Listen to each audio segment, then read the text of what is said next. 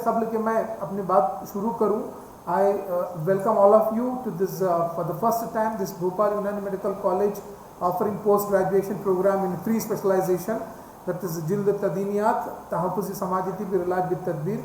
You know the commonality इसमें एक जैसी सूरत यही है कि दोनों स्पेशलाइजेशन क्लिनिकल के हैं, तहफ़्फ़ुज़ समाजती कम्युनिटी मेडिसिन से रिलेटेड है।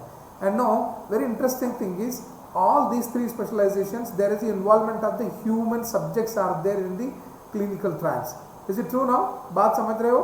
जिल्द तज़ीनियात में इंसान जिल्दी बीमारियों से मुब्तला होगा तो आपके पास आएगा, आप इलाज करोगे, तहकीक करोगे। Is it right? मेरी तदबीर में एक ऐसा शोबा है जिसमें आप मुख्तलिफ तदाबीर से मरीजों का इलाज करते हो, है ना? उसमें भी इस बात इत्तेफाक कर रहे हो आप लोग, right? Right, very good, thank you. पीछे से हाथ उठाए जा रहे हैं, बाकी लोग तो बिल्कुल खामोश बैठे हुए हैं। तहफ़्फ़ुज़ समाजती, very nice, thank you very much. तहफ़्फ़ुज़ समाजती भी एक ऐसा शोबा, एक ऐसा स्पेशलाइजेशन है जिसमें हम लोगों की मुख्तलिफ बीमारियों की एपिडेमियोलॉजिकल स्टडीज़ करते हैं, टेरिशरी केयर को रोकने के लिए भी कोशिश करते हैं। लिहाजा डायरेक्टली और इनडायरेक्टली तहफ़्फ़ुज़ समाजती is also been involve with human subjects, right? इसमें भी मरीजों से हमारा राब्ता होता है, उनसे हमारे मेलजोल होती है, राइट? सो कॉमनैलिटीज, अगर इसके बरअक्स सैदला होता, कुलियात होता, इल्म लदविया होता, तो क्या इन तीनों असबाब में इंटरेक्शन विद द पेशेंट होता? नहीं होता। So I mean to say the 3 specialisations are rightly concern with the human subjects, right? And now the topic what we are going to discuss is institutional ethics committee. आपने देखा होगा एक NCSM ने इसी साल 2022-23 की बैच से एक नया करिकुलम डिज़ाइन किया है, जिसे orientation programme for post graduate students transformation to proficient scholars. पहले क्या होता था कि इस तरह की कोई इंडक्शन प्रोग्राम नहीं हुआ करते थे, कोई ओरिएंटेशन नहीं हुआ करता था। अमूमन बस ऐसे ही जैसे आपका दाखिला हो गया, कॉलेज सेशन स्टार्ट हो गया, and now started mugging from the first day, आपका जो करिकुलम से रिलेटेड था वो तमाम चीज़ें पढ़ा करते थे। But now the concept of education has changed very drastically. As a part of this new initiation by the new education policy of Government of India, बहुत सारी चीज़ें इसके अंदर तग़य्युरात लाए गए हैं ताकि स्टूडेंट्स में दिलचस्पी पैदा हो और आपको आपके हुसूल तालीम में in pursuing your education you have to have a very clarity, right? ये मकसद था। तो इस इंडक्शन प्रोग्राम के लिए आप ओरिएंटेशन प्रोग्राम में अगले चंद दिन तक आपको जो मुख्तलिफ दिनों तक चलेंगे, मुमकिन है 28 अप्रैल तक शायद इसका प्रोग्राम इनेकाद अमल में लाया जा रहा है। मुख्तलिफ लोग आएंगे, मुख्तलिफ स्पेशलिस्ट एक्सपर्ट्स आएंगे, वो अपने अपने तजुर्बात आपसे शेयर करेंगे। लेकिन इन तमाम चीज़ें आपकी एकेडमिक्स में, आपके एजुकेशन में बिल्कुल कारामद साबित होगी, ठीक? इसी बात को हम कहते हुए एज ए मुख्तसर मैं अपने उन्वान पर चल रहा हूँ। मैं अपने टॉपिक को इस तरह चूज़ किया हुआ है, इंस्टीट्यूशनल एथिक्स कमेटी।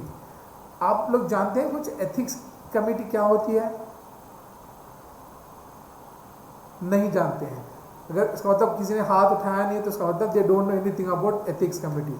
और पहले ही दिन जब कॉलेज में दाखिला ले लिया और यार क्या पता नहीं कैसी सवाल पूछे जा रहे हैं, ये इंस्टीट्यूशनल एथिकल कमेटी क्या होती है, इससे हमारा क्या मतलब है ना?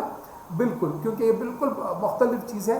And know being a PG students all of you, इलाज बिल तदबीर, तहफ़्फ़ुज़ समाजती जिल्द तज़ीनियात, आप लोगों को इस कमेटी से मुताल्लिक़ आगाही बहुत ज़रूरी है, क्योंकि बग़ैर इसकी कंकरेंस के, बग़ैर इसकी रजामंदी के, बग़ैर इनके अप्रूवल के आपका अपना रिसर्च वर्क शुरू नहीं किया जा सकता। चलिए, क़ब्ल इस बात को आगे बढ़ाने से पहले मैं आपसे एक और सवाल करना चाहता हूँ। आपका PG कोर्स 2 साल का है, हाँ या ना? नहीं, 3 साल का है। Exactly, yes, very good, nice, very happy. इन 3 सालों में पहले जो 12 महीने होंगे उसमें आपको जैसे दाखिला होने के 6 महीने के अंदर आपको एक रिसर्च टॉपिक पर एक रिसर्च प्रोटोकॉल तैयार करना पड़ेगा। रिसर्च मतलब एक तहकीकी मिसाले के लिए एक रिसर्च क्वेश्चन बनाएंगे और उस पर आपको रिसर्च का एक प्लान बनाना पड़ेगा, और वही प्लान 6 महीने के बाद आपको जमा करना पड़ेगा। जमा करने से पहले इस रिसर्च प्रोटोकॉल को, रिसर्च प्लान को इंस्टीट्यूट के लेवल पे डिफरेंट कमिटीज़ उसका जायज़ा लेगी कि आपका जो रिसर्च है दौरे हाजिर के जदीद साइंटिफिक तकाज़ों को पूरा कर रहा है या नहीं है, अगर है तो किस कदर काबिल एक्सेप्टेबल है, किस कदर इसमें कोई एतराज़ की बात है। तो ये सारी चीज़ें देखी जाएगी, क्योंकि आप सब क्लिनिकल सब्जेक्ट से जुड़े हुए हो, लिहाजा आपके क्लिनिकल ट्रायल में ह्यूमन सब्जेक्ट्स का इन्वॉल्वमेंट होगा, लिहाजा एथिकल कमिटी का कंकरेंस अप्रूवल आपकी स्टडी का होना लाजमी है। यही वजह है कि आपको इस कमिटी की अफादियत और इसकी गर्ज और मकासद से आगाह कराना चाह रहे हैं। ठीक, कुछ तो बात समझ में आ गई? अगर बात समझ में आई तो हाथ उठेगा, अगर नहीं है तो सर से बता दीजिएगा, यूं सर यूं घुमाइएगा कि कोई बात समझ नहीं आ रही है।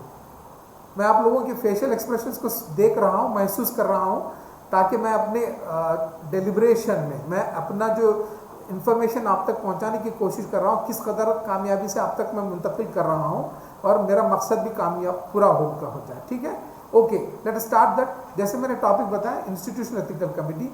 Basically institution ethical committee is a committee which is constructed for the purpose of some ethical guidelines to be adopted in clinical research while the clinical research is being conducted on human subjects। बात वही है कि इंसानों पे अगर कोई भी तजुर्बा किया जा रहा है तो उसके कुछ कवानीन होते हैं, उन कवानीन के तहत एक कमेटी की तश्कील की गई है और कमेटी के रोल रिस्पॉन्सिबिलिटीज हम समझने की कोशिश करेंगे। आइए इसको हम इस तरह समझेंगे। इस प्रेजेंटेशन में अगले चंद मिनट हम आपके साथ रह रहे हैं, तो कोशिश करेंगे कि हम इन 3 मेजर टॉपिक्स हैं। जैसे पहला वाला need of ethics in clinical research, ये वाला जो पहले पॉइंट है need of ethics in clinical research, ethics और क्लिनिकल रिसर्च में इसकी जरूरत क्यों है, what is the background of ethics committee and the importance of ethics committee in clinical research. इसको कुछ हिस्टोरिकल इंसिडेंट्स को भी देखेंगे, क्या हुआ ऐसे तारीख में जिसकी बदौलत साइंटिस्टों ने ऐसे अफराद जो एथिक्स कमेटी का होना ज़रूरी माना। साथ में हम मौजू जो हमारा डिस्कशन है एथिक्स कमेटी और उसका कॉन्स्टिट्यूशन के बारे में समझने की कोशिश करेंगे। Finally will try to understand something about the role and responsibilities of the ethics committee. Right, all of you agree now? Right, see in fact the background अगर हम देखा जाए क्यों आज हम एथिक्स कमेटी को समझने की कोशिश कर रहे हैं। I hope that all of you have come across your graduation during your studies in the graduation program. We have learned so many things. बहुत सारी चीज़ें हम पढ़ चुके हैं, जिसमें खास तौर पे आपने पढ़ा होगा Edward Jenner. He is the man who started the concept of vaccination, and he is the one who started developing the vaccine for the smallpox. Smallpox काफ़ी ज़माना पहले एक मर्ज हुआ करता था, and now एडवर्ड जेनर ने स्मॉल पॉक्स की vaccine की जो तैयारी में उसने एक जो एक्सपेरिमेंट किया, बड़ा दिलचस्प वाक़या है। इसने काउ पॉक्स में काउ के अंदर जो पॉक्स हुआ करता था, उस जानवरों में जहाँ काउ पॉक्स हुआ था तो उसके ज़ख्मों से पस उठाया करता था, वहाँ से पस लिया, उसके ज़ख्म से उठाया और किसी सेहतमंद इंसान के जिस्म पर नश्तर लगाकर उस पस को उसके अंदर में दाखिल कर देता था। नतीजा क्या हुआ कि जिस किसी भी शख्स को यानी कि ये जो काउपॉक्स से जो मटेरियल लेके लोगों में ह्यूमन बींग्स में जो ट्रांसमिट कर रहा था, क्योंकि उन दिनों स्मॉल पॉक्स बहुत कॉमन कंडीशन था, बहुत सारे लोग स्मॉल पॉक्स से मुब्तला थे and there was no such treatment. People are trying to find out some vaccines or that. तो स्मॉल पॉक्स की जो वैक्सीनेशन का कॉन्सेप्ट एडवर्ड जेनर ने जो शुरू किया था, ऑफ कोर्स नज़रिया बहुत अच्छा रहा, लेकिन जो तरीक़ाकार उसने अपनाया हुआ था कि लोगों को एक जानवर से बिल्कुल इन्फेक्टेड मटेरियल ले लिया और वो सेहतमंद लोगों के जिस्म में दाखिल कर रहा था। नतीजतन वो तमाम अफराद स्मॉल पॉक्स जैसे अलामत रूनुमा होते थे, एक मुद्दत के बाद उसके अंदर उन लोगों के अंदर एक मनात डेवलप हो जाती थी, that's called as the innate immunity, the natural immunity against such infectious disease. इसी के बाद लोगों ने वैक्सीनेशन का कॉन्सेप्ट आगे बढ़ता चला। ये बड़ी दिलचस्प कहानी है। एक सवाल ये है कि हम वैक्सीन की तैयारी के लिए या किसी दवा के ईजाद के लिए बिला वजह सेहतमंद लोगों को इन्वॉल्व करना कहाँ तक जायज़ था और किस कदर लोगों को शामिल किया जाए उम्र के अतबार, बहुत सारे शराइत आ रहे थे। मज़ीद और हम ये सिलसिला तारीख़ तिब में काफ़ी हर जगह चलता रहा, but one in another way there was a huge kind of experimentations conducted by the physician. अतिब्बा मरीजों पर इलाज के साथ साथ कुछ तजुर्बे किया करते थे. तजुर्बों के नतीजों में बहुत सारे मरीज मफलूज हो जाते थे, मॉर्बिडिटीज आ जाती थी या कुछ नुकसान होता था, लेकिन उसका कोई खासा रूल नहीं था, कोई गाइडलाइन नहीं थी. आइए हम उस पर बात करते हैं पोस्ट वर्ल्ड वार सेकेंड 1930 से 1945. गालिबन आप लोगों ने भी सुना हुआ होगा, सारी दुनिया दो हिस्सों में बट चुकी हुई थी, जिसमें बड़ी जो सुपर पावर्स एक दूसरे का मुकाबला कर रही थी. एक ग्रुप का जो जो लीडर हुआ करता था नाजी जर्मन वाले लोग थे, तो दूसरी तरफ थे ब्रिटिश और अमेरिका के लोग.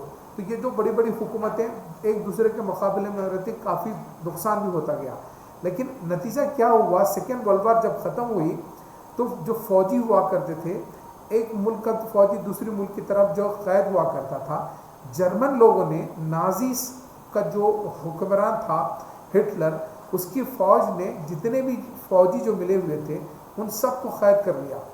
कैद करने के बाद अमूमन होता था कि बैनुल-अक़वामी एग्रीमेंट के तहत किसी भी मुल्क का कोई भी सिपाही सोल्जर अगर मिल जाए, they should be treated like a soldiers only. उनको किसी तरह की अजियतें नहीं पहुंचानी चाहिए था. इसके बरक्स नाजी के जो डॉक्टरों ने ये जो तमाम दीगर ममालिक के जो स्लेव थे, देसी ममालिक के जो सोल्जर्स थे, उन पर दुनिया भर के एक्सपेरिमेंटेशंस कर डाले. ऐसे ऐसे तजुर्बे किए जो दौर हाजिर में उस वक्त भी बहुत ही गैर अखलाकी माने गए थे. और ये क्राइम अगेंस्ट ह्यूमैनिटी यानी इंसानियत के खिलाफ एक बड़ा जुर्म साबित हुआ. आप जानना चाहते हो कि उन्होंने क्या क्या किया? मरीजों को शदीद सर्दियों में, ऐसी शिद्दत की सर्दी जहाँ बर्फबारी होती थी, जो सोल्जर्स होते थे उनके बदन से कपड़े निकाल दिए जाते थे और बर्फ़ की चट्टानें बनाकर उन पर लिटाया जाता था. और ऐसी तंग जगह पे लोगों को कैद बंद कर दिया जाता था जहाँ पे हवा की रसद भी नहीं होती थी, और बिल्कुल कंटेनर्स बंद कर देते ताकि वहाँ ऑक्सीजन की सप्लाई ना हो. गर्ज व गायत ये थी कि इस तरह के कंटेनर्स में एक वक्त एक कसीर तादाद लोगों की जमा कर दी जाए तो नतीजा क्या होगा? हवा अगर सप्लाई नहीं होगी, ऑक्सीजन नहीं होगी, तो उसके नतीजे में बदन इंसान के अंदर किस तरह के तग़य्युरात होंगे, कैसे उनको मौत लाहक होगी. इसी तरह जैसे मैंने बताया कि बर्फ़ की चट्टानों पे मरीज़ों को बगैर कपड़ों के लिटाया जाना, जहाँ पे टेम्परेचर माइनस हुआ करता था. गर्ज ये थी कि बदन इंसान पर बर्फ़ के असरात यानी ठंडक के असरात कैसे होंगे और किस तरह बदन के अंदर कितनी गैर तग़य्युरात लाहक होती. ऐसे बहुत सारे अनगिनत तजुर्बात उन्होंने किए. चाहते ये थे कि वो नाज़ीज़ अपनी फ़ौज को बिल्कुल मुस्तहकम बना दिया जाए, किसी भी तरह के आफात बेसमावी से या कोई भी इस तरह की नागहानी सूरत हो तो how to defend against them, how to make them very capable to fight against them. बात यह है कि अपनी फ़ौज को इन तमाम चीज़ों से महफूज रखने के लिए दीगर ममालिक की फ़ौज को उन्होंने जो एक्सपेरिमेंटेशन उन पर किए, वो एक बड़ा गैर अखलाकी काम रहा. इस तरह कई बहुत सारी चीज़ें हो गई. छोटे छोटे बच्चों पर इन्होंने हेपेटाइटिस के वैक्सीन दाखिल करा दिए गए. कई कैंसर के मरीजों में बहुत सारे मुख्तलिफ जुर्म करने वाले तरीके के एक्सपेरिमेंटेशंस कराए. नतीजा क्या हुआ कि जिस मुल्क का सोल्जर नाजीज़ के एक्सपेरिमेंटेशन के तहत पकड़ा गया था, इन्होंने सारे जर्मन में कंसंट्रेशन कैंप्स बनाए हुए थे जहाँ पे मुख्तलिफ किस्म के तजुर्बात बनाए जाते थे. एक बड़ी इंसानी के ख़िलाफ़ वाक़या है ये. मुमकिन है आप लोग जब आपका कोर्स स्टार्ट हो जाएगा तो आपके असातिज़ा इस सिलसिले में काफ़ी वज़ाहत के साथ बयान करेंगे.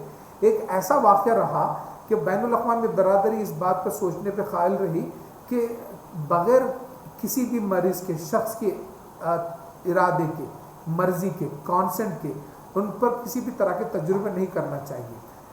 1947 में जर्मनी का एक शहर था नरम्बर्ग, जहाँ की अदालत में मुखालिफ ग्रुप के, नाजी के मुखालिफ ममालिक लोगों ने एक मुकदमा दर्ज कर दिया, एक केस दाखिल कर दिया कोर्ट में. और ये जो इंटरनेशनल कोर्ट ऑफ लॉ था, वहाँ मैटर डिस्कशन होता रहा. फाइनली नतीजा 1947 अगस्त की 22 तारीख को निकला. कोर्ट ने एक जजमेंट जारी कर दिया, जिसे जजमेंट को नाम दिया गया नरम्बर्ग कोड 1947. ये एक कोर्ट का जो जजमेंट ही है, उसमें वाज़े तौर पर बता दिया गया कि किसी भी शख्स पर अगर आप किसी दवा या किसी तरीक़े को, किसी तदबीर को इख्तियार करना चाहते हो, ख्वाह उसका गर्ज़ व गायत फ़ायदा पहुँचाने की हो, लेकिन जब तक उसको इस्तेमाल नहीं किया जाता तब तक वो शख्स आपको अपना कॉन्सेंट दे, अपना रजामंदी ज़ाहिर ना करे. तो ये जो नवंबर कोड है उसमें कोई 8-9 कानून कोर्ट की जजमेंट में आए थे। उसमें सबसे अहम बात ये बता दी गई कि जिस किसी भी शख्स को यानी एक्सपेरिमेंटल पर्सन बनाया जा रहा है उसका वॉलंटरी कॉन्सेंट यानी उसकी खुद की रजामंदी होना ज़रूरी है, वरना इस तरह का कोई भी तजुर्बा होगा वो जुर्म के क़ाइल होगा। नतीजतन नाजी के बहुत सारे डॉक्टरों को फांसी की सज़ा दी गई। एक पहला बैनुल अक़वामी गाइडलाइंस बना जो तहक़ीक़ से मुताल्लिक़ बात बनी हुई थी। इसी तरह का एक और वाक़या अमेरिका की एक रियासत अलबामा है जहाँ पे एक रिमोट एरिया हुआ करता था टस्कीजी, एक छोटा सा इलाका। सन 1932 से 1972 करीबन 40 साल तक एक टस्कीजी का एक इलाका था जहाँ पे अफ्रीकन नेग्रोज हुआ करते थे। नेग्रो बिल्कुल वाइटिश लोग होते हैं, बिल्कुल सफ़ेद फार्म है ना, नेग्रोज बिल्कुल सियाह फार्म होते हैं, सफ़ेद होते हैं, सफ़ेद होते हैं, सियाह होते हैं। यस राइट, मतलब आप सुन रहे हो मेरी बात को। नेग्रो सियाह फार्म हुआ करते थे। और मैंने बताया कि ये टस्कीजी अमेरिका की एक रियासत अलबामा के इलाके में हुई थी। और आप जानते हो अमेरिका में अक्सरियत लोग, उनका जो रंग होता था वो गोरे हुआ करते थे, वाइटिश हुआ करते थे। See there is a discrimination. Particularly उन्होंने क्या किया, वहाँ की United State Public Health Services, जैसे हमारे हिंदुस्तान में हर रियासत में एक पब्लिक हेल्थ सर्विस डिपार्टमेंट होता है, इसी तरह अमेरिका का एक पब्लिक हेल्थ सर्विस डिपार्टमेंट ने एक स्टडी कंडक्ट करी थी, जो कंडक्ट करीब 40 साल तक एक स्टडी होती रही है, जो टस्कीजी मैंने कहा। इन्होंने क्या किया, खासतन वहाँ के जो अफ्रीकन नीग्रोस थे, करीबन 400 ऐसे लोगों को इंतखाब किए। उनसे कहा गया कि भाई आप लोग एक बीमारी में मुब्तला हो जिसे उस वक्त कहते हैं बैड ब्लड। क्या कहते हैं? Bad blood. इसका मतलब लफ्ज़ बैड ब्लड से मतलब ये होता था कि ये सिफिलिस हुआ करती थी। लोगों को इस तरह कहा गया कि आप बैड ब्लड से मुब्तला हो, हम आपका इलाज करना चाहते हैं। बाल्फाज़ दीगर वहाँ वो तमाम लोग सिफिलिस से मुतासिर नहीं थे, बल्कि उनके जिस्मों में सिफिलिस से मुताल्लिक़ ऑर्गेनिज़म्स को दाखिल कर दिया गया। गलत हो रहा था ना? तो ये तरीक़ा उन्होंने 40 साल तक किया। मज़ीद गर्ज यही थी कि सिफिलिस का ऑर्गेनिज़म बदन में दाखिल होने के बाद कैसे बदन के अंदर तग़य्युरात पैदा करेगा, यानी डिसीज़ कोर्स, क्या पैथोलॉजी होगी, अगर इलाज करो तो कैसे असर होगा, इलाज ना करने पे बदन के अंदर कहाँ कहाँ किस तरह के इसके कॉम्प्लिकेशंस डेवलप हो जाएंगे। To understand the course of the disease they conducted the experiment on nearly 400 African Negro people. बात काबिल गौर है, इन 40 साल में 1950s में पेनिसिलिन दवाई मौजूद थी, पेनिसिलिन इंजेक्टेबल फॉर्म में मौजूद थी, और उस वक्त बैड ब्लड के लिए इस्तेमाल भी की जा रही थी, यानी सिफिलिस के लिए एक दवा मौजूद थी। इन लोगों ने, United State Public health service वालों ने किसी को भी पेनिसिलिन दवाई नहीं दी। वो चाहते थे कि अफ्रीकन नीग्रोस, अफ्रीकन लेवल के नीग्रोस, कि इनके बदन में ये जरासीम दाखिल हो और ये कैसे मुख्तलिफ डिसीज़ के मराहल पैदा करेगा, कैसे इंसान के अंदर तग़य्युरात पैदा करेगा। So that make very hard. 400 लोगों में अक्सरियत कंजेनिटल सिफिलिस के बाइस बने, यानी उन्होंने अपनी औलाद को तक मुंतकिल कर दिया। कई लोगों में टर्शरी सिफिलिस की कॉम्प्लिकेशंस बने, कई लोगों की मौत भी लाक हो गई। नतीजा क्या हुआ, इन 40 सालों में अमेरिका की जो कांग्रेस थी, उस वक्त पार्लियामेंट में जो लोग बैठे हुए थे, उनके इल्म में जब ये बात आई तो उन्होंने बड़ा एहतजाज किया कि ये तो गैर इंसानी, गैर अखलाकी तजुर्बात है जो अमूमन United health state Public Health services लोगों को इलाज और मुआवजे के लिए दवा दिया करती थी, बजाय इसके लोगों को मरीज़ बना रही है, मर्ज का बायस बन रहा है। तो ये एक गैर अखलाकी सूरत थी, लिहाजा उस पर दिफा किया गया। नतीजतन वहाँ की पार्लियामेंट ने मजबूर करने पर 1972 में United state department of health and education welfare ने इस पॉलिसी को बना के उन्होंने एक मुसवदा बना के रिपोर्ट पब्लिश कर दी गई, और रिपोर्ट कहलाती है बेलमैन रिपोर्ट। याद रखिएगा, हो सकता है डॉक्टर आपके इफ्तिखार साहब आपको उसमें फिर पढ़ाएंगे बेलमैन रिपोर्ट क्या चीज़ है और उसकी हिफाजत क्या है। लेकिन दरअसल इस दौरान में 1964 में, क्योंकि टस्कीजी एक्सपेरिमेंट 1932 से 1972 40 साल होता रहा, सन 1964 में declaration of Helsinki, this is a very international standard guideline for research. अभी आप जब तहकीक करोगे, आपकी तहकीक भी डिक्लेरेशन ऑफ हेलसिंकी 1964 की गाइडलाइंस के तहत ही करेंगे, जिसको हम GCP गाइडलाइंस भी कहते हैं, जो बाद में दीगर ममालिक ने अपने अपने मुल्कों की शराइत को मलहूज़ रखते हुए कुछ कस्टमाइज किया गया हुआ है। 1964 में डिक्लेरेशन ऑफ हेलसिंकी भी आई। डिक्लेरेशन ऑफ हेलसिंकी के आने के बावजूद भी टस्केजी एक्सपेरिमेंट के लोगों ने इन गाइडलाइंस को फरामोश कर दिया गया। गोया कि Tuskegee experimentation it is a total violation of the basic rights of the human without giving proper treatment to them. They have made experimental animal to understand the disease, the gravity of the disease. ये बात थी, मैंने बताया कि बेलमंट report जो Tuskegee के बाद government of America ने, हेल्थ डिपार्टमेंट ने एक रिपोर्ट बनाया 1972 में। ये रिपोर्ट कुछ चीज़ें बड़े शराब बयान की गई जिसमें बेसिक एथिकल प्रिंसिपल्स बताए गए। यानी रिसर्च में अगर कोई तहकीक करना हो तो कुछ शरात होने चाहिए, कुछ प्रिंसिपल्स होना चाहिए जो बुनियादी प्रिंसिपल कहलाते जाते हैं, और ये प्रिंसिपल ही गाइडलाइंस हैं that assist in resolving the ethical problem. अगर आप इन गाइडलाइंस को पढ़ोगे तो एज ए रिसर्चर आपको पता चलेगा कि मेरा जो तहकीक मैं जो कर रहा हूँ, यानी आप लोग कल करोगे, उसमें कहीं कहीं इंसानियत के मुग़ायर या इंसानियत के खिलाफ कोई ऐसा अमल तो नहीं हो रहा है। ये सारे शराइत जो जवाबित हैं बेलमंट रिपोर्ट की रिकमेंडेशन के बाद एक जो गाइडलाइंस बने हुए हैं, वही गाइडलाइन हम लोग फॉलो करते हैं रिसर्च के लिए। इंशाल्लाह आप लोग भी फॉलो करेंगे when there will be involvement of human subject. अब ये समझने की कोशिश कीजिएगा कि बेलमंट रिपोर्ट ने कहा क्या। बेलमंट रिपोर्ट ने 3 बेसिक प्रिंसिपल्स जो एथिक्स रिसर्च के लिए अखलाकियात की जो बात बताया, 3 बेसिक प्रिंसिपल्स को उन्होंने मलूज रखा दैट मेड मैंडेटरी। पहली बात बताया कि अगर आप किसी भी सब्जेक्ट को, किसी भी पेशेंट को आप रिसर्च में शामिल करते हो तो पहले उसको respect the person. Respect the person, उसको क्या करना है, रेस्पेक्ट का मतलब ये मतलब नहीं कि रेड कारपेट डाल के उसको इस्तकबाल किया जाए और उसको दीगर तरीक़ों से उसकी नवाजिश की जाए, ऐसा नहीं है। Respect with dignity of the individual, किसी भी शख्स को उसको कुल इख्तियारात के साथ उसको अपनी स्टडी में शामिल कराना चाहिए। दूसरी शर्त यह है, दूसरा प्रिंसिपल है कि बेनिफिशियंसी। एज ए रिसर्चर हमारी जिम्मेदारी होती है कि मरीज़ को तहकीक के ज़रिए या तजुर्बे के ज़रिए से ज़्यादा से ज़्यादा फ़ायदा पहुँचाएँ, इसके बरक्स नुकसान कम पहुँचाएँ। ये जो मैंने लिखा नॉन मेलिफिशियंसी, बुनियादी तौर पे बेनिफिशियंसी और नॉन मेलिफिशियंस दोनों एक ही प्रिंसिपल है। नॉन मेलिफिशियंस का मतलब डू नो हार्म। आप लोग सब पढ़ चुके होंगे, बुखरात ने भी शुरू में कहा था कि एज ए मुआलिज हमारा फ़र्ज़ बनता है डू नो हार्म, मरीज़ों को इलाज कीजिए कि उन्हें कोई किसी तरह की कोई तकलीफ ना पहुंचाए। Do not harm patient, do only benefit to them. तो basically this beneficence and non beneficence are single principle. मैं आपकी सहूलत के लिए मैंने 4 पॉइंट बनाया, लेकिन यहाँ ऊपर मैंने 3 बेसिक प्रिंसिपल बता दिया। पहली बात तो हमने बताया कि रेस्पेक्ट द पर्सन, सब लोग सुन रहे हो, वेरी गुड। दूसरा प्रिंसिपल हुआ बेनिफिशियंसी एंड नॉन मैलिफिशिएंट, यानी ज़्यादा से ज़्यादा फ़ायदा पहुंचाए, कम नुकसान पहुंचाए। तो तीसरा प्रिंसिपल हुआ जस्टिस, यानी मुमकिन हद तक जो मरीज़ आपकी स्टडी में शामिल होगा उसके लिए that you need to do justice, उसके साथ उसका सारा जस्टिस करना चाहिए। वो कैसे, हम मज़ीद आपको बता देंगे। चलिए, ये 3 प्रिंसिपल्स हैं जो एथिक्स में शामिल होते हैं जी। जैसे मैंने बताया प्रिंसिपल्स ऑफ एथिक्स 3 हैं, जैसे respect of the person, beneficence, non beneficent, justice. इन तीनों प्रिंसिपल को मज़ीद एक्सपैंड करते हुए 12 जनरल प्रिंसिपल्स में बयान किए गए हैं। वो इंशाल्लाह आप लोग आगे पर समझ जाओगे। लेकिन सवाल है कि ये तमाम principle, Belmont report, Tuskegee report, Nuremberg code, इन्होंने जो कुछ किया ये तो हुए थे कहीं जर्मनी में, अमेरिका में, कहीं कहीं ही हुआ था। हम लोग हिंदुस्तान में बैठे हैं, इस वक्त भोपाल में बैठे हुए हैं। हम तो शायद अच्छे से स्टाइपेंड के लिए पीजी में दाखिला लिए हुए हैं, हमें इससे क्या सरोकार। ऐसा सवाल आ रहा होगा जहन में, नहीं आ रहा है किसी के? कोई तो हाथ उठाएं।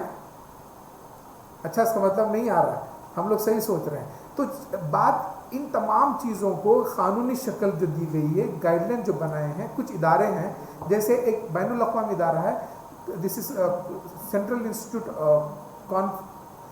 This is IOSM is one of international organisation. India में हमारे पास इंटरनेशनल कॉन्फ्रेंस ऑन हार्मोनाइजेशन जो GCP गाइडलाइंस इशू की गई है, इन दोनों इंटरनेशनल ऑर्गेनाइजेशन से मंसूब जो दस्तावेज़ात इंडिया की जो कमिटीज़ हैं, उन लोगों ने हिंदुस्तान के मुवाफिक अहकामात को थोड़ा सा तब्दील करते हुए, कस्टमाइज़ करते हुए जो गाइडलाइन इशू किए हैं, वो है Indian council for medical research, जो इंडिया का सबसे बड़ा कानूनी तौर पर कायम करदा इदारा है। यानी कि अगर हम जो भी एक काम करेंगे रिसर्च से मुताल्लिक़, उसका इतलाक डायरेक्ट ICMR के गाइडलाइन से होगा। ICMR ये तमाम गाइडलाइंस बैनुल अक़वामी गाइडलाइंस को मद्देनज़र रखते हुए यहाँ की मकामी ज़रूरियात और माहौलियाती तग़य्युरात, यहाँ के रस्म रिवाज, क्या कहते हैं, ज़ात पात, रीजन, रिलीजन, बहुत सारी चीज़ों को मद्देनज़र रखते होते इन्होंने कुछ चीज़ें कस्टमाइज़ किए जाते हैं जो ICMR इशू करती है। यहाँ एक और बात हमने बयान की है, ड्रग एंड कॉस्मेटिक एक्ट 1945, क्योंकि एज ए रिसर्चर, जैसे कि भोपाल में इस वक्त जिल्द तज़नियात के स्टूडेंट्स भी हैं वेरी गुड। तहफ़्फ़ुज़ी समाजी तिब के स्टूडेंट भी मौजूद हैं इस वक्त, वेरी गुड। इलाज तदबीर के स्टूडेंट्स भी मौजूद हैं, माशाल्लाह। भी 2 ही लोग हैं यहाँ, 2-3 ही लोग मौजूद हैं जी। तो क्योंकि आप अपना जो रिसर्च करोगे, रिसर्च में एक बीमारी होगी, डिसीज़ होगी, एक इलाज का तरीका होगा और मरीज़ होगा, है ना। इलाज के तरीके जो अडॉप्ट करोगे वो कहते हैं हम डिपेंडेंट वेरिएबल्स, और मरीज़ होगा जो वो एक तरह का वेरिएबल होता है।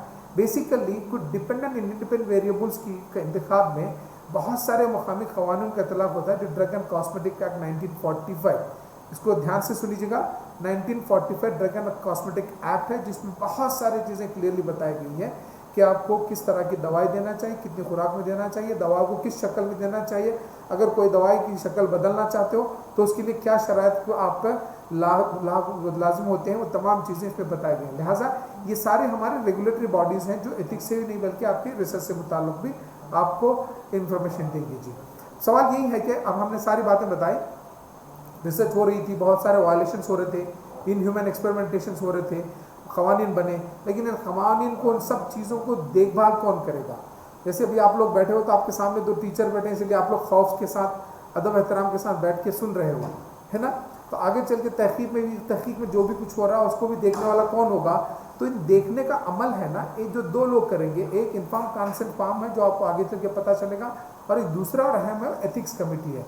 एक कमेटी होती है जो साइंटिफिकली बनाई जाती है, जो आपके रिसर्च से मुताल्लिक़ तमाम चीज़ों का जायज़ा लेगी और ये आपको बाकायदा अहकाम दे देगी कि रिसर्च क्या है, कैसे होना चाहिए, आपने जो सवाल रिसर्च का बनाया उसके अंदर क्या तख़फ़ीफ़ करनी है, क्या इजाफा करना है, ये सारी चीज़ें करेगी। यही वजह है कि आपको इस एथिकल कमेटी से मुताल्लिक़ आगाह कराने की गर्ज से आज का ये जो उन्वान इंतख़ब किया गया हुआ है। मुमकिन है मैंने आपका आधा घंटा टाइम तो लिया होगा, अगले आधे घंटे में हम एथिक्स कमेटी के बारे में जानने की कोशिश करेंगे। जैसे कि इफ्तिखार साहब बखूबी जानते हैं कि NCSM वालों ने एक बड़ा ड्राफ्ट बना के भेजा जिसमें 2-3 अल्टरनेट टर्म्स इस्तेमाल किए, institutional ethical committee, institutional review board, independent review board. ये बहुत सारे मुतरादिफात हैं जो रिसर्च के प्रोटोकॉल्स को जांचने वाले, यानी किसी भी तहकीक के जो मुसवदे होते हैं, जो ड्राफ्ट्स होते हैं, उसको पढ़कर साइंटिफिक एस्पेक्ट में, प्रॉस्पेक्टिव्स में समझ कर इजाज़त देने वाली कुछ खुद साख्ता कमिटीज़ होती हैं। तो उनके मुख्तलिफ नाम हैं, जैसे कि इंस्टीट्यूशनल एथिकल कमेटी मतलब हर उस इदारे में जहाँ रिसर्च होती है, तहकीक होती है, तो वहाँ का इदारे का हेड अपने इख्तियारात को क़ानून के कुछ डायरेक्शन है, जैसे इस वक्त GCP guidelines for ASQ good clinical practice guidelines for Ayurveda, सिद्धा, यूनानी 2013 जो मिनिस्ट्री ऑफ आयुष ने शाये की हुई हैं, उन गाइडलाइन का इतलाक़ हम पे होगा। बुनियादी तौर पे GCP ASU 2013 गाइडलाइंस का सारा दारोमदार इन्हिसार ICMR की गाइडलाइंस पर ही मुनहसर है, लेकिन ये जो गाइडलाइंस मखसूस तौर पे आयुष वालों के लिए बनाया गया हुआ है, लिहाजा हम लोगों पर बहुत सारी चीज़ें वाज़े तौर पर GCP ASU 2013 गाइडलाइंस में मिलेंगी, ठीक है। तो किसी इदारे में, कॉलेज में अगर कोई कमेटी काम करेगी तो IEC होगी, जो इंस्टीट्यूशनल एथिक कमेटी होगी। जैसे नेशनल इंस्टीट्यूट ऑफ यूनानी मेडिसिन में जहाँ है, हमारे पास एक कमेटी है जो इंस्टीट्यूशन की कायम करता है। अगर कोई तंजीम किसी जगह बाहर रहकर, किसी इदारे से जुड़कर नहीं बल्कि बैरूनी तौर पर कोई काम करना चाहती है, तो उस तरह की कमेटी को हम कहते हैं इंडिपेंडेंट रिव्यू कमेटी, यानी वो खुद मुख्तार इंडिपेंडेंट रहेगी, किसी इदारे से जुड़ी नहीं रहेगी। वो भी बहुत सारे रिसर्च के प्रोटोकॉल पर अपना एक्सपर्ट कमिटीज़ का ओपिनियन लेगी और उसके बाद वो अपना अप्रूवल दे देगी। So independent review boards, institutional review boards, they are the two synonymous. Institutional ethical committees are the committees constituted by the head of the institutions of the institution where research are being undertaken on the human subjects. ये होगी बात। इन दो committees के अलावा मुमकिन है आप लोगों के नज़र कहीं कुछ इस तरह की कमेटी भी गुजरेगी जिसे कहते हैं हॉस्पिटल एथिक्स कमेटी। आप लोगों में से बीओएमएस कंप्लीट होने के बाद या दौरान बीओएमएस कहीं ना कहीं किसी हॉस्पिटल में तो काम तो किए होंगे। माशाअल्लाह माशाअल्लाह। अभी भी कुछ तो लोग काम कर रहे होंगे हॉस्पिटल में ड्यूटी डॉक्टर्स के से नहीं कर रहे हो। Very good boys. अच्छा आप भी कर रहे हो, वेरी नाइस। चलिए, अगर आपके कॉलेज आपको इजाज़त दे दी तो कर सकते हो। सवाल ये है कि हर हॉस्पिटल में एक वेल एस्टैब्लिश हॉस्पिटल जो कहीं किसी एक्रेडिटेशन को फॉलो करने वाली हॉस्पिटल के अंदर एक कमेटी होती है जिसे कहते हैं हॉस्पिटल एथिक्स कमेटी। क्योंकि हमारा मौजूद बहस है एथिक्स कमेटी, एथिकल कमेटी, तो और हम जुड़े हुए हैं ह्यूमन हेल्थ केयर से रिलेटेड। हॉस्पिटल एथिक्स कमेटी को भी ताल्लुक में मैं थोड़ा सा बताते चलूँ। बुनियादी तौर पर हॉस्पिटल एथिक्स कमेटी का रिसर्च से कोई ताल्लुक नहीं है। बात समझ में आ गई? हॉस्पिटल एथिक्स कमेटी का रिसर्च से कोई ताल्लुक नहीं है। हॉस्पिटल एथिक्स कमेटी सिर्फ हॉस्पिटल के अंदर एथिकल मैनर्स को देखेगी, जैसे मरीजों को बिस्तर की अवेलेबिलिटी, अगर खाने का फराहमी है, दवाओं की तकसीम है, दीगर उनकी ज़रूरियात बर वक्त फराम हो रही है, मैसर है या नहीं, ये उनका काम है। इसके बरअक्स हॉस्पिटल एथिक्स कमेटी किसी भी रिसर्च प्रोटोकॉल को अपना अप्रूवल नहीं देगी। बात समझ में आ गई? राइट। लिहाजा जहां कहीं भी हॉस्पिटल एथिक्स कमेटी की अगर बात आ जाए तो आप बिल्कुल सर्टन हो जाएगा कि that is no way concern with research, that is only to take care about the hospital related issue, right? Okay, and now this is a very interesting part. Ethics committee something like एक group of people. Committee होती है ना, जैसा कि आपकी college में भी एक कमेटी बन जाएगी। जैसे अभी इस प्रोग्राम को इनकाद में लाने के लिए एक कमेटी बनी है जिसमें शायद इफ्तिखार साहब हैं और 2-4 लोग होंगे, 2-4 टीचर इसकी सारी सरपरस्ती कर रहे होंगे। तो एक कमेटी है। इसी तरह एक कमेटी बनी है जो एथिक्स को देखने वाली। And now the interesting is this committee is constituted according to drug and cosmetic act 1945। जैसे मैंने बताया था, ड्रग एंड कॉस्मेटिक एक्ट आपने सुना हुआ है। इस ड्रग एंड कॉस्मेटिक एक्ट में डिफरेंट शेड्यूल्स हैं, schedule A, B, C, H। Schedule Y is going to talk about the constitution of ethics committee. यानी अगर आप ड्रग एंड कॉस्मेटिक एक्ट किताब लोगे, खोल के देखोगे तो it's very difficult to find out. You have to go precisely to locate schedule Y। अगर देखोगे तो वहाँ लिखा हुआ है कि एथिकल कमेटी को जो रिसर्च की एक्टिविटी देखने के लिए कॉन्स्टिट्यूट कैसे किया जाता है, right? So do remember this point. And now this committee is interdisciplinary. इसके अंदर बहुत सारे लोग होते हैं जो डिफरेंट स्पेशलाइजेशन से जुड़े हुए हैं। आइए इसको समझने की characteristics of ethics committee. Basically it is a multidisciplinary, multi sectoral. Multidisciplinary मतलब डिफरेंट डिसिप्लिन की है। हेल्थ रिसर्च से बात हो रही है तो इसमें पैथोलॉजिस्ट होगा, बायोकेमिस्ट हो सकता है, एंड बायोस्टैटिस्टिशियन होता है, पैथोलॉजिस्ट हो सकता है, फिजिशियन होगा, फार्माकोलॉजिस्ट होगा, एंड क्लिनिशियन होता है। So this is multi disciplinary, having discipline, different disciplines, and multi sectoral, different sects के लोग भी पाए जाते हैं। And now the very basic principle of the committees, it is a odd number. यानी इसका मतलब इसके अंदर डिविजिबल नंबर होते हैं नहीं होते हैं। Generally minimum is 7, maximum is 15 members होते हैं। ये 7 और 15 ऑड नंबर है, इवन नंबर है? 1, 3, 5, 7, 9, 11 ये इवन नंबर्स है ना, ये ऑड नंबर्स हैं। ऑड नंबर से हमारा मतलब ये हुआ कि अगर आप उसको तकसीम करने की कोशिश करें तो वो 2 हिस्सों में नहीं बढ़ जाते। ये ऑड नंबर्स है। इसकी लॉजिक सुनिएगा, बड़ी इंटरेस्टिंग है। क्यों इन्होंने ऑड नंबर को रखा, इवन नंबर को क्यों नहीं रखा? क्योंकि एंड उसकी मजीद समझते जाइएगा, एक तो कैरेक्टरिस्टिक है। एथिकल कमेटी में adequate gender and age representation भी होना चाहिए। अगर कोई भी कमेटी तश्कील दे रहे हो, एथिकल कमेटी मखसूस तौर पर, उसमें दोनों जेंडर्स का होना ज़रूरी है। ऐसा नहीं कि सिर्फ मर्द ही हो, ऐसा नहीं कि सिर्फ औरतें ही हो। There must be equal representation or to a considerable representation of both the gender and age also. ऐसा नहीं है कि इंस्टीट्यूशन में कोई कमेटी बन रही तो सारे प्रोफेसर से कमेटी के मेंबर बन जाए, किसी जूनियर टीचर को ना दिया जाए, किसी रीडर को ना, एसोसिएट प्रोफेसर को ना दिया जाए। There must be age and cadre representation also, different age. जितने पुराने सीनियर लोग होंगे तो ये समझते होंगे बड़े तजुर्बाकार होंगे, लेकिन दौर हाजिर के तकाज़ों से वो लोग वाकिफ नहीं होते हैं। लिहाजा किसी नए जनरेशन के लोगों को भी इस कमेटी में शामिल करना चाहिए। It mean the committee must have adequate gender, both male and female, and age representation also. And the committee का जो चेयरपर्सन होगा, जो हेड होगा, मुखिया होगा, is always from the outside the institution. यानी कि कल अगर आपकी कॉलेज की कमेटी बनेगी तो आपके इंस्टीट्यूशन का कोई भी बंदा उस कमेटी का चेयरमैन नहीं रहेगा। Chairman should B from other institution, right? And another characteristics of the committee is half of the members should be from outside and the institution and non medical भी होना चाहिए। जैसे हमने बताया था कि मिनिमम 7 मेंबर हो और मैक्सिमम 15 मेंबर तक आप रख सकते हो। मुमकिन हद तक कोशिश ये होना चाहिए कि उसके 50% लोग नॉन मेडिकल भी होना चाहिए, यानी कि किसी और फील्ड से हो, जो साइंस से हो, और नॉन साइंस के लोग भी होना चाहिए, ताकि रिसर्च के मसाइल को वो लोग अपनी तालीम के, अपनी मालूमात के तहत उसका जायजा लिया जाए। And the very interesting thing is, out of whatever the number you are going to have the committee, एक बंदा ऐसा भी होगा जिसका इंटरेस्ट बिल्कुल साइंस से नहीं होगा, साइंस से बिल्कुल ताल्लुक होगा। हो सकता हो अदब से हो, फाइन आर्ट से हो, या किसी कल्चर से हो, समटाइम इलिटरेट भी हो, लेमैन भी हो, but his area of interest should not be science, right? क्योंकि we are the people working for the science, लिहाजा one of the characteristic feature of the committees, one person should be of non scientific area. अगर इनकी meeting हो रही है, कभी किसी गर्ज से एथिक्स कमेटी को बुलाया गया, तो कुछ डिस्कशन हो रहा है, तो डिस्कशन का नतीजा अगर हासिल करना हो, तो जैसा कि अगर आपकी कमेटी 7 से 15, मान लीजिएगा मैक्सिमम 15 मेंबर हैं, तो असूल ये है कि कमेटी में मिनिमम 5 मेंबर का होना ज़रूरी है।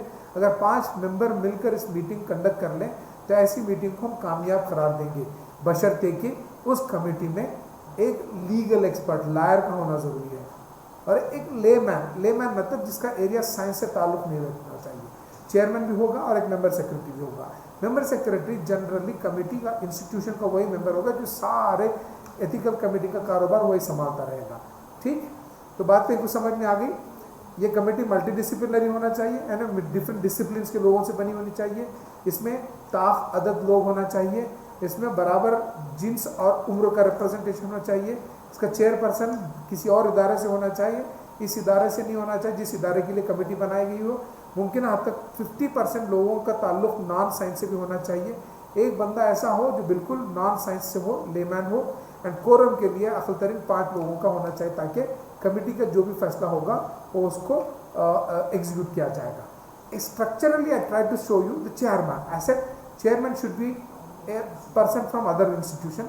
बेसिक साइंटिस्ट में 2 लोग फार्माकोलॉजिस्ट का होना ज़रूरी है, ताकि क्योंकि आपकी जो तहकीक में जो दवा इस्तेमाल कर रहे हो, दवा के मुताल्लिक़ बिल्कुल उन्हें इल्म होगा। एंड एक क्लिनिशियन होना, 1 से 2 क्लिनिशियन होना चाहिए, क्योंकि क्लिनिशियंस मर्ज़ को समझ सकते हैं और मर्ज़ की नौयत को और दौर हाजिर की किन किन दवाओं से किस चीज़ का इलाज हो रहा है, जदीद दवाओं का इस्तेमाल से मुताल्लिक़ भी वो लोग आगाह होते हैं। लिहाजा 1 से 2 क्लिनिशियन हो सकते हैं। सोशल साइंटिस्ट भी होते हैं, क्योंकि समाज में कौन सी बीमारी ज़्यादा पाएगी और कौन कौन से इलाज अवेलेबल है, ताकि उस पर वो लोग बिल्कुल निशानदेही कर सकते हैं। लीगल एक्सपर्ट, एक लायर का होना इसलिए ज़रूरी बनता है कि रिसर्च के दौरान अगर खुदा न खास्ता कोई ऐसी कैफियत रूनुमा हो जाए जो लीगल मैटर्स की तरफ ले जाए, तो लीगल के सारे सॉल्यूशंस लीगल एक्सपर्ट दे देगा। बहुत सारे स्टैट्यूटरी इश्यूज़ हैं जो लीगल एक्सपर्ट देख लेगा। ले पर्सन, यहाँ हमने सिम्बॉलिकली ऐसे गाँव का में भी अनपढ़ शख्स की स्ट्रक्चर हमने यहाँ बयान बनाने की कोशिश की। इसका ये मतलब नहीं है कि गाँव वाला हो इलिटरेट हो, but lay person is the man whose primary area of interest is not science. अगर आपके इदारे में किसी बंदे को आप लेना चाहते हो ले पर्सन में, जिसे शायद तिब से कोई इल्म हासिल ना हो, तिब को जानता नहीं हो, मेडिकल साइंसेस से ज़्यादा कुछ उसको इल्म नहीं हो, तो ऐसे बंदे को भी आप रख सकते हो। ये क्योंकि इनकी सोच और फिक्र बिल्कुल अलग होती है, जो शायद आप कभी सोचते नहीं हो। ऐसे बहुत सारे वाक़यात हैं मेडिकल हिस्ट्री में, जो क्लिनिकल रिसर्च में काफ़ी ले पर्सन ने सारा मैटर ही बदल दिया, यानी कई प्रोजेक्ट्स को डिज़ोल्व करना पड़ा। उनके सवाल बड़े बहुत अच्छे रहे हैं। इंशाल्लाह कभी वक्त मिल जाए तो हम आपको बता देंगे। बाज़ वक़्त बाज़ कमिटीज़ में थियोलॉजियन यानी मजहबी पेशवा रहनुमा भी होते हैं, बाज़ कुछ फिलासफर भी होते हैं, क्योंकि ये लोग फ़लसफ़े की बुनियाद पर बहुत सारे सवालात पैदा करते हैं जो रिसर्च को सही डायरेक्शन में ले जाने के लिए बयान किया जाता है। थियोलॉजियन मतलब मजहबी पेशवास को इसलिए रखा जाता है कि तहकीक में इस्तेमाल की जाने वाली दवाएँ और मरीज़ों का इन्वॉल्वमेंट कहाँ तक समाजी एतबार से, मजहबी एतबार से परमिसिबल है, ये तमाम चीज़ें ये लोग देखते हैं। So it is better to have some theology in the part. Member secretary एक ऐसा बंदा है जो आपकी एथिक कमेटी को शुरू से लेकर आखिर तक सारा कारोबार यही संभालेगा। आपके रिसर्च प्रोजेक्ट्स देखेगा, कमेटी को बुलाएगा, कमेटी की मीटिंग करवाएगा, कमेटी में जो भी डिस्कशन हो रहा है वो सारी चीज़ें नोट करेगा और इसके मिनट्स आप लोगों को पहुंचा देगा। सारी चीज़ें काम करने वाला करता धरता मेंबर सेक्रेटरी होता है। चेयरमैन से लेकर मेंबर सेक्रेटरी तक अगर आप देखोगे इनकी जो तादाद है वो 7 से लेकर 15 तक की जा सकती है। बेहतर है कि चेयरपर्सन के साथ एक वाइस चेयरपर्सन भी अगर कमेटी में होगा तो बेहतर है, क्योंकि किसी वजह से चेयरपर्सन की शमूलियत अगर नहीं हो पा रही है, वाइस चेयरपर्सन भी इस तरह के मीटिंग कंडक्ट कर सकता है। बेसिक साइंटिस्ट में ज़रूरी है कि एक फार्माकोलॉजिस्ट हो, क्लिनिशियन मतलब कोई भी बंदा जो अच्छी सी क्लिनिकल नॉलेज रखता हो, जो हज़ाकत रखता हो, दौर हाजिर की तिब्बी तकाज़ों से अच्छा सा वाकिफ़ हो, मैनेजमेंट अच्छा कर सकता हो, डिसीज़ की डेवलपमेंट के मुताल्लिक अच्छा इल्म हो, ऐसे किसी साइंटिस्ट को रख सकते हो। सोशल साइंटिस्ट किसी भी नॉन गवर्नमेंट ऑर्गेनाइजेशन से भी ले सकते हैं। लीगल एक्सपर्ट का होना ज़रूरी है। फिलोसोफर, ले पर्सन, मेंबर सेक्रेटरी, ये कॉम्बिनेशन है कॉन्स्टिट्यूशन एथिकल कमेटी का, जो मैंने बताया कि अकल तरीन 7 मेंबर हो सकते हैं, मैक्सिमम 15 से ज़्यादा नहीं होना चाहिए। एंड इनकी तादाद जो बिल्कुल ताक़त में होना चाहिए, ना कि इवन नंबर में होना चाहिए। राइट, अगर देखा जाए इन लोगों में क्या क्या जिम्मेदारी होती है, chairperson, member secretary, biomedical scientist, clinician, legal expert, social scientist, ले पर्सन, इन सब लोगों का मजमूई तौर पर रोल यही होता है कि आपकी जो तहकीक है वो समाज को कैसे फ़ायदा पहुंचाएगी। आपकी तहकीक में जो दवा का इंतखाब करे वो मौजूदा दवाओं से आपकी दवा क्या फ़र्क करेगी, क्या मुख्तलिफ है, वो फ़ायदा कितना पहुंचाएगी, किस शक्ल में दे रहे हो, कैसे पहुंचाओगे, दौरान इलाज क्या क्या तदाबीर इख्तियार किए जाओगे। मान लीजिएगा कि आपका मरीज़ रिसर्च के दौरान कुछ उसको नुकसान हुआ है तो उसका हर्जाना कौन भरेगा। अगर मरीज़ का इलाज मुकम्मल हो गया और दवाई ख़त्म हो गई, ट्रायल ख़त्म हो गया, मज़ीद मरीज़ अगर दवाई लेना चाहता है तो ऐसी सूरत में आपको उसको कैसे कौन सी दवाई फराहम करोगे। ये तमाम नुकात जो तहकीक के दौरान और तहकीक के बाद जो मरीज़ों से जुड़े होते हैं उन सब के मसाइल पर ये लोग करेंगे। जैसे मैंने बताया कि कुछ ज़ात पात, कुछ सूबावारी इश्यूज़ होते हैं, जैसे मिसाल के तौर पे क्रिश्चियन कम्युनिटी में शराब का पीना बिल्कुल जायज़ करार देते हैं। वहाँ पर उनके यहाँ हर छोटी बड़ी तकरीब में शराब पीते हैं। अगर कोई दवा में शराब अगर शामिल है, क्या वो शराब हम उस कम्युनिटी को दे सकते हैं जिन कम्युनिटी के अतबार से उनके लिए ममनू करार दी गई है। तो ऐसी सूरत में फिर मजहबी लोग बात करेंगे, दवाओं की हिफाजत के बारे में बात करेंगे, क्या इस चीज़ का शामिल होना ज़रूरी है। तो ये सारे मसले मसाइल कमेटी के मुख्तलिफ लोग अपनी अपने एतबार से, अपनी अपनी लियाकत और सलाहियत के अतबार से, अपने तजुर्बे मुशाहदत के अतबार से वाज़े तौर पे क्लियर करेंगे। फाइनली जब ये सब इत्तेफाक करेंगे तभी उस तरह के रिसर्च को अप्रूवल मिलेगा और वो तहकीक कंटिन्यू की जाएगी। एक छोटी सी मिसाल मैंने बताया था, बहुत सारे जैसे मसाइल हैं। अब बाज़ इलाक़ों में खानों के बिल्कुल अलग रस्म रिवाज हैं। मिसाल के तौर पर अगर कर्नाटका में आओगे, जहाँ से हमारा ताल्लुक़ है, जब यहाँ है, यहाँ के लोगों के खाने के तरीक़े बिल्कुल है। साउथ इंडिया में आपको I mean to say that idli बहुत कॉमन है, वड़ा डोसा बहुत खा सकते हैं। भोपाल में ले जाइएगा तो शायद आप लोग नहीं खाना पसंद करोगे। सो अगर तभी बहस बोलेगा कि आपकी रिसर्च में इस दवा के साथ सिर्फ आपको इडली खाना है, तो फिर ये दवाई भोपाल के मरीजों के लिए बिल्कुल एक्सेप्टेबल होगी? शायद नहीं होगी। तो ये जो लोकल जो ट्रेडिशंस हैं, कल्चर हैं, फूड्स हैं, इनका भी डिस्कशन, कल्चरल एक्सेप्टेबिलिटी, बहुत सारे इन्वायरमेंटल फैक्टर, इन तमाम चीज़ों को इसमें मद्देनज़र रखा जाएगा। फाइनली कमेटी अपने फैसले सुनाएगी और उनकी रिस्पॉन्सिबिलिटीज़ भी कुछ ऐसे हैं कि कमेटी चाहती है कि जिस किसी भी मरीज़ को आप रिसर्च के अंदर शामिल करोगे तो they ensure the protection of the patient dignity, उसके rights, safety, well being of each research participant is important. जो भी पेशेंट आपकी रिसर्च में आएगा उसका वेलबींग, ओवरऑल उसकी क्या कहते हैं वेलबींग होना चाहिए, उसकी सेफ्टी होना चाहिए, उसके राइट्स, उसके तमाम हुकूक बिल्कुल होना चाहिए, डिग्निटी के साथ, रेस्पेक्ट के साथ उसका इलाज होना चाहिए। And such studies will be continue review of ethical. ज़रूरत पड़ने पे कमेटी किसी भी रिसर्च प्रोटोकॉल को कभी भी चेक करेगी, दोबारा उसका जायज़ा लेगी, अगर कोई ज़रूरत हो तो उसको तब्दील भी कराने की कोशिश करेगी।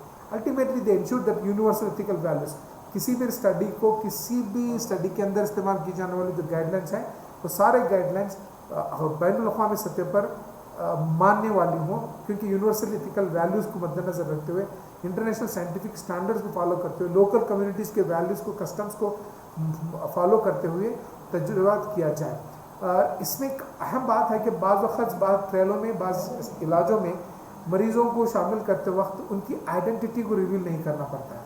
मरीज को चाहता है कि मैं आपके इलाज का हिस्सा तो बनूंगा लेकिन मेरी शनाख्त बाहर नहीं होना चाहिए, it should not be reveal. So यहाँ इस बात की भी यकीन दहानी की जाती है कि the privacy of the individual and confidentiality of the data will be maintain. इसको किसी भी तरीके से आइडेंटिटी बाहर नहीं हो जाएगी। एंड अगर कोई नुकसान हो रहा है रिसर्च से रिलेटेड तो कंपनसेशन से मुताल्लिक बात होगी। एंड ये सारी स्टडीज़ कमेटी मॉनिटर करती रहेगी।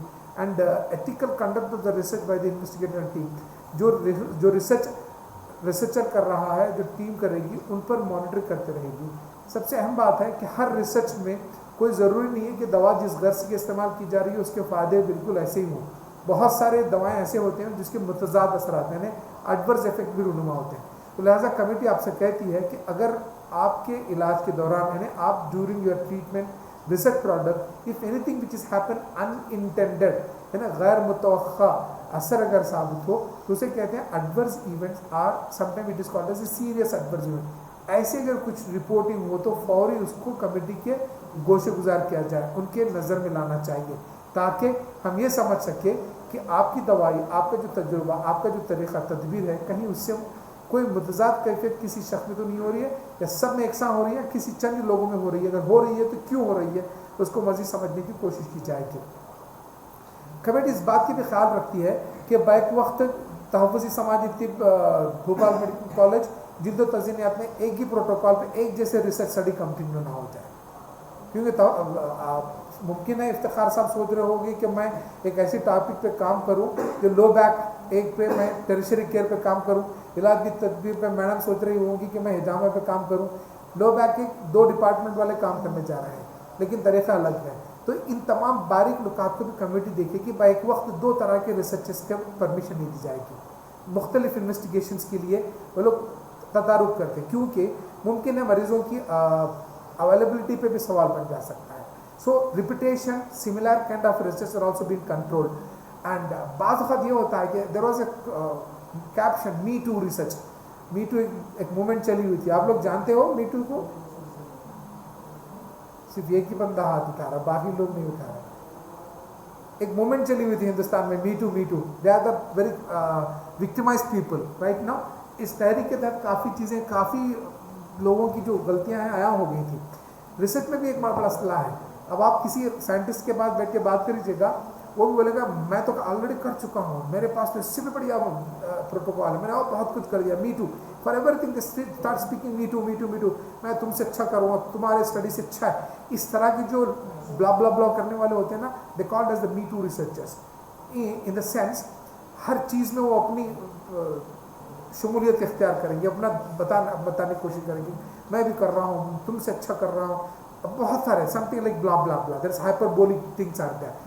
ऐसे लोगों पर भी इनको रोका जाता है। They will try to not to encourage the me too kind of research. मान ली this is something like plagiarism, आपको आगे चल के समझ आ जाएगा।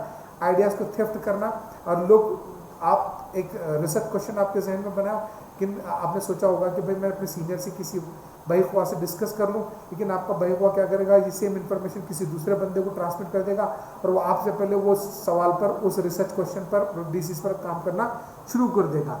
सो this kind of all kind of things to be control. ये सारी जिम्मेदारी होती है एथिक्स कमेटी की।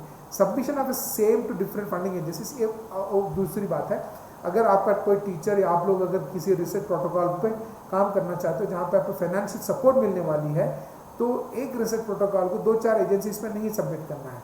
आप ये सोचते होंगे कि भाई मैं फलाने कंपनी से मैं स्पॉन्सर कर लूँगा तो ठीक होगा, लेकिन आपको एक खौफ है कि शायद ये स्पॉन्सर नहीं करेगा, तो मैंने साइमल्टेनियसली किसी और एजेंसी को मैंने सबमिट कर दिया in anticipation that if one agency denied sanction I can get some funding from other agency. इस तरह की प्रैक्टिसेस को भी मना करती है ethical committee, because this is not a good practice.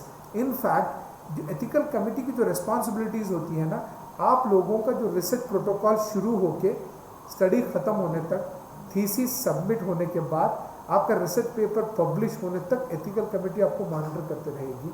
And this is the one wonderful committee which always keep watching you. अहम बात और फाइनल बात ये है, एथिकल कमेटी के पास जब आप अपने ड्राफ्ट ले जाओगे तो कमेटी अपना फैसला इस तरह सुनाती है, communicate it's remark on the proposal. जो आप सवाल करते हैं ना, बाद वक्त वो फेवर करती है, yes accepted, approved, your study is okay, you have a very wonderful idea, research question, intervention, dosage method, आपने पेशेंट की सारी सेफ्टी सब कंट्रोल कर लिया, no this is very good, approve कर देते हैं। बाज़ वक्त क्या होता है उसमें कुछ छोटी छोटी तब्दीलियाँ अगर लाना हो तो they ask you to go for modification required prior to approval. आपका प्रोटोकॉल, आपका रिसर्च सब्जेक्ट हम अप्रूव करेंगे, बशर्ते कि इसमें थोड़ी सी तब्दीली लाना चाहिए, वो भी एक्सेप्टेबल ही है। ठीक, ये हो गया पॉजिटिव अप्रूवल। दूसरा एक नेगेटिव ओपिनियन होता है generally, state forward they said that we are not approve, disapproval, क्योंकि आपका प्रोटोकॉल नेशनल स्टैंडर्ड्स को फॉलो नहीं कर रहा है। इंटरनेशनल स्टैंडर्ड तो छोटी जगह, बहुत ही बुनियादी चीज़ों को अगर फुलफिल नहीं कर रहा तो करेंगे डिसअप्रूव। दूसरी सूरत हाल ये है कि टर्मिनेशन, ये उस वक्त होगा आप अपनी स्टडी स्टार्ट कर दियो, दवाई दे रहे हो, लेकिन चंद दिनों में पता चला कि आपकी दवाई मरीज को, ध्यान दीजिएगा कि बेलमांट रिपोर्ट के हमने 3 जो प्रिंसिपल्स ऑफ एथिक्स बताए थे, एक रेस्पेक्ट द पर्सन, दूसरा बेनिफिशियंसी नॉन मैलिफिशियंस, थर्ड आखिर जस्टिस। सेकेंड प्रिंसिपल कह रहा था कि फ़ायदा पहुंचाना, कम नुकसान पहुंचाना है, provide, try to provide more benefit, risk low risk की बात आ रही थी। अगर बात स्टडीज़ में इंसान को, अगर रिसर्च सब्जेक्ट को फ़ायदा कम नुकसान ज़्यादा अगर पहुंचा रहा हो, तो ऐसी सूरत में एथिकल कमेटी का इख्तियार है कि वो सारी स्टडी को टर्मिनेट कर देगी। This is a negative kind of opinion. Finally suspension of any prior approval, बहुत सारे स्टडीज़ में अगर कहीं कुछ भी फ्लॉ हो जाए, वायलेशन हो जाए, यानी रूल को फॉलो नहीं कर रहे हो, आप इग्नोर कर रहे हो, अमेंडमेंट्स हो रहे हैं लेकिन अब प्रॉपर नहीं कर रहे हो, दीगर कोई भी चीज़ जो कमेटी के नज़र में गलत लगेगी, तो आपका जो अप्रूव्ड प्रोटोकॉल है वो सस्पेंड कर दी जाएगी। ये है कमेटी आपको अपना रिमार्क इस तरह बताती है।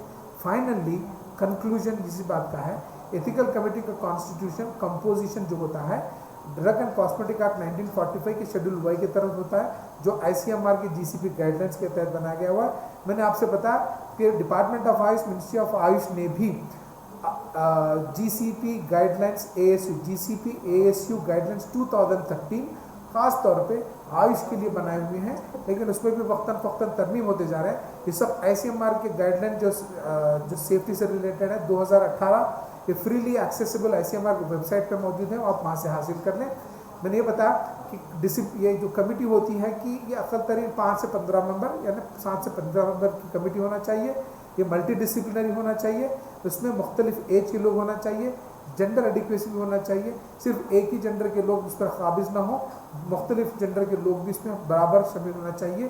The purpose is priority on the protection of the safety, dignity and wellbeing of the research participant. Ethics committee का मकसद यही है कि रिसर्च के जो सब्जेक्ट्स होते हैं उनकी safety is very important, dignity is important, overall wellbeing of the important, and their participation in the studies are totally voluntary।